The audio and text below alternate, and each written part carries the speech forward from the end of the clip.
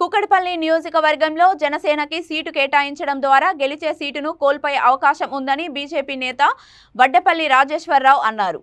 భారత Janata party Janasena party పొత్తులో భాగంగా కుకట్పల్లి నియోజకవర్గం సీటును జనసేనకు కేటాయించే అవకాశం ఉందని ఊహాగానాలు వస్తున్న నేపథ్యంలో రోజుకో రీతిలో బీజేపీ శ్రేణులు నిరసన కార్యక్రమాలు నిర్వహిస్తున్నారు. కొన్నేళ్లుగా నియోజకవర్గంలో బీజేపీ మంచి పట్టు ఉన్న నేపథ్యంలో బీజేపీ అభ్యర్థికి కేటాయిస్తే గెలిచే అవకాశాలు ఎక్కువ ఉన్నాయని తెలిపారు.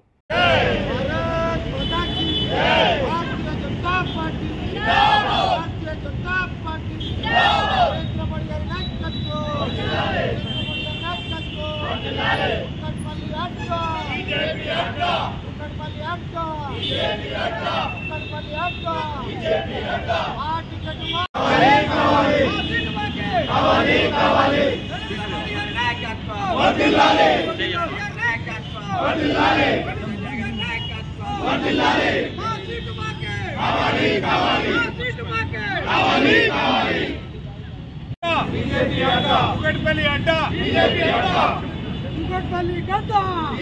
అడ్డ కుకట్పల్లి గడ్డ బీజేపీ అడ్డ కుకట్పల్లి సీటు బీజేపీకే కావాలి కావాలి కుకట్పల్లి సీటు బీజేపీకే కావాలి కావాలి భారత్ మాతా కీ జై బీజేపీ జిందాబాద్ బీజేపీ జిందాబాద్ కావాలి కావాలి కావాలి కావాలి కావాలి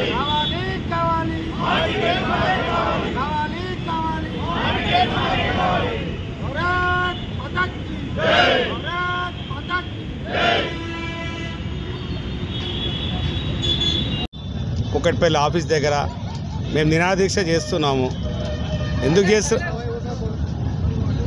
ఎందుకు చేస్తున్నామంటే ఒకటే కారణం, ఇక్కడ కుకట్పల్లిలో భారతీయ జనతా పార్టీ బలంగా ఉంది.